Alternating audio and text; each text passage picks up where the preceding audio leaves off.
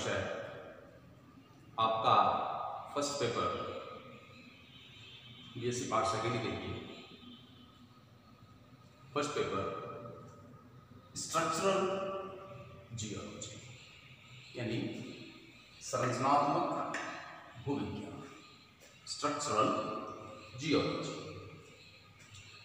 जैसा कि इसके नाम से ही आपको विदित हो रहा है कि भूविज्ञान की इस ब्रांच में, जियोलॉजी की इस ब्रांच में हम रॉक्स में पाए जाने वाली विभिन्न प्रकार की संरचनाओं का, स्ट्रक्चर्स का हम इसमें अध्ययन करेंगे। तो जब हम किसी भी रॉक की या किसी भी आउटक्रॉप की स्ट्रक्चर्स की हम बात करेंगे तो हमें ये कहना होगा कि टेक्टोनिक डिफॉर्मेशंस के कारण अर्थ के इंटीरियर में जो स्ट्रेस एंड स्ट्रेन फोर्सेस लगती हैं, उन स्ट्रेस या स्ट्रेन फोर्सेस की वजह से अर्थ के इंटीरियर में मौजूद रॉक्स या जो आउटक्रॉप्स हमें दिखाई देते हैं, उनमें किस प्रकार से डिफॉर्म्ड हो जाती हैं या किस प्रकार की संरचनाएं, डिफॉर्मेशन होने से उनमें किस प्रकार की संरचनाएं बनती हैं। तो स्ट्रक्चरल जियोलॉजी की जब हम बात करेंगे तो हमें टेक्टोनिक डिफॉर्मेशन की बात करनी होगी।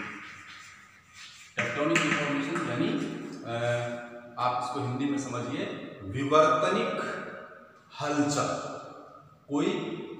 किसी प्रकार की कोई विवर्तनिक हलचल हुई हो अर्थ इंटीरियर में, उसकी वजह से जो संरचनाएं बनेंगी वे टेक्टोनिक डिफॉर्मेशन। और किसकी वजह से?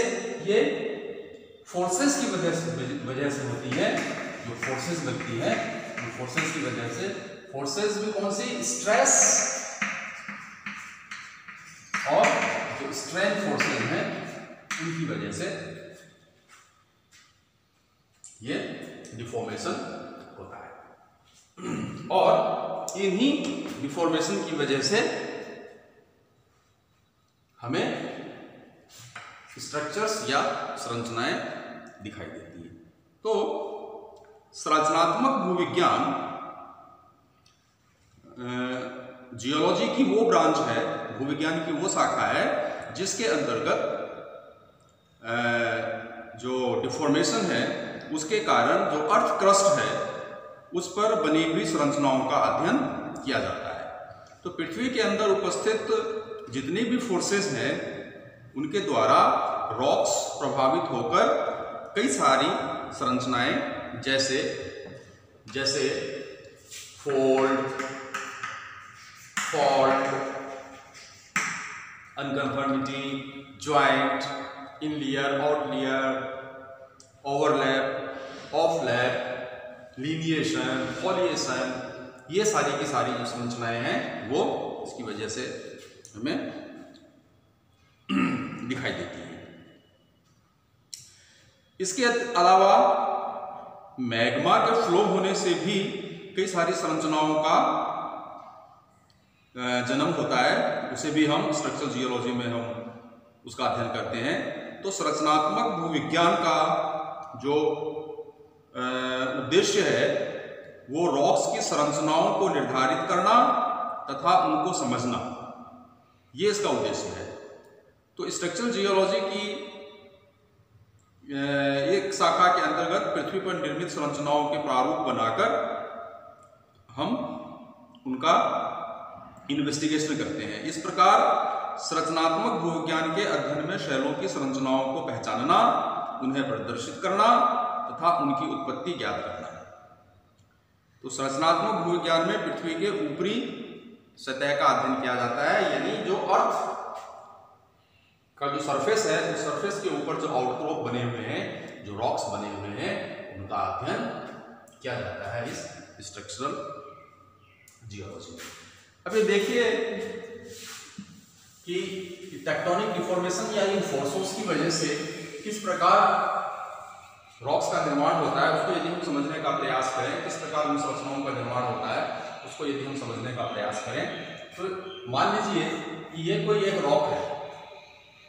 इस रॉक में फोर्सेस लग रही हैं, दोनों साइड से फोर्स अप्लाई हो रहा है इसमें।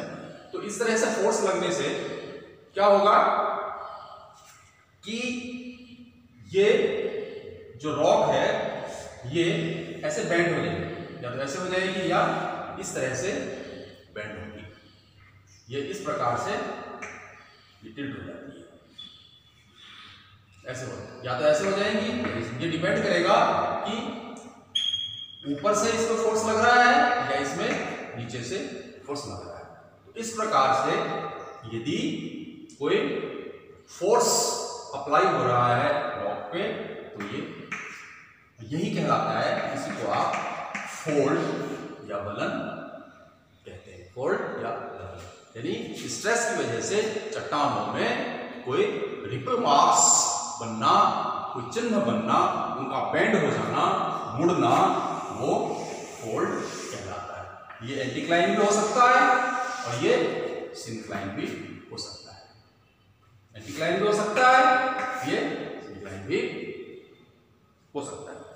इसी तरह से और भी बहुत सारे स्ट्रक्चर्स हैं, जैसे दूसरी स्ट्रक्चर है फॉल्ट, इसको भ्रंश कहते हैं। Fault means भ्रंश।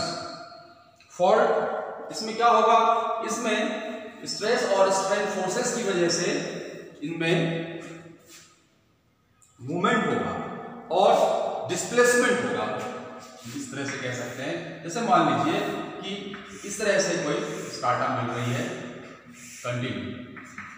कंटिन्यू में,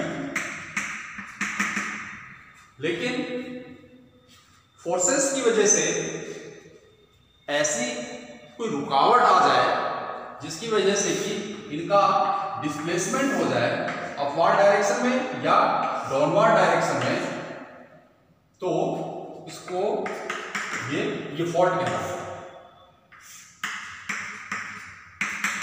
या तो अब ये जो डिस्प्लेसमेंट है ये डिस्प्लेसमेंट, ये फॉल्ट है। तो इस प्रकार से डिस्प्लेसमेंट यदि हो रहा है तो फॉल्ट होगा। इसी तरह से अनकन्फर्मिटी मान लीजिए कि नॉर्मली होता क्या है कि जो रॉक्स हैं वे, जैसा कि आप जानते हैं, अपन ने पहले भी इन सब के बारे में चर्चा की है कि अनकन्फर्मिटी में जो रॉक पहले बनती है, सबसे पहले निर्मित होती है, वो ओल्डर होती है, और जो बाद में बनती है वो नहीं होती है। और ये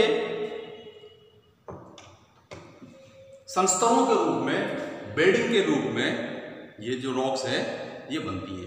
तो अनकन्फर्मिटी के लिए या विषम विन्यास, जिसको आप हिंदी में विषम विन्यास कहते हैं, विषम विन्यास के लिए आप ये कह सकते हैं कि जब रॉक शैलों के संस्तरों में या जो बेडिंग्स हैं उनके बेडिंग प्लेन्स आपस में समानांतर हो तथा उनकी जो स्ट्राइक और डिप है वो एक समान हो, तो ऐसे जो संस्तर हैं उनको हम कन्फर्मिटी कहते हैं।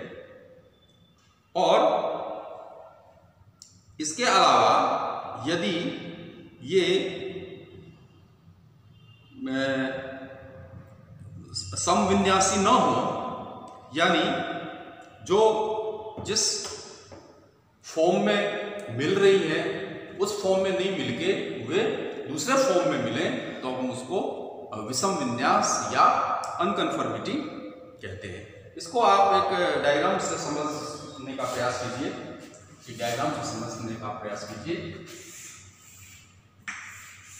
ये 1 2 3 4 ये एक, ये दूसरा, ये तीसरा, और ये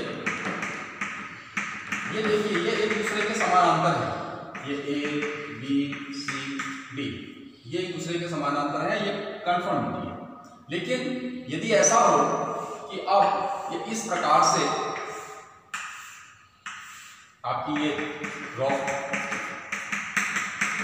ये जो बैट्स है ये इस प्रकार से मिले,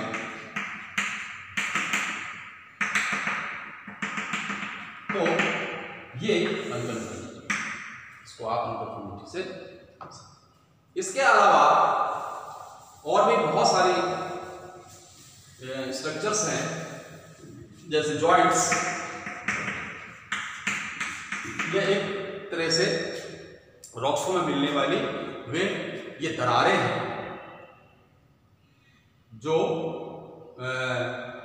कुछ इंचेस से लेके और कई फुट तक हो सकती हैं, और इन्हीं जॉइंट्स के सहारे हम चट्टानों के बड़े बड़े टुकड़े या जो ब्लॉक्स हैं वो हम तोड़ते हैं। साथ ही साथ और भी बहुत सारे स्ट्रक्चर्स हैं, जैसे फॉलिएशन,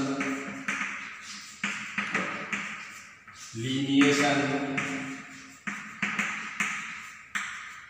आपका of flag, overlap, in layer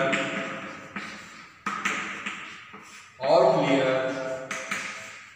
तो ये इस प्रकार की और भी बहुत सारी संरचनाएं हैं जिनका अध्ययन हम आगे की क्लासों में इनको डिटेल से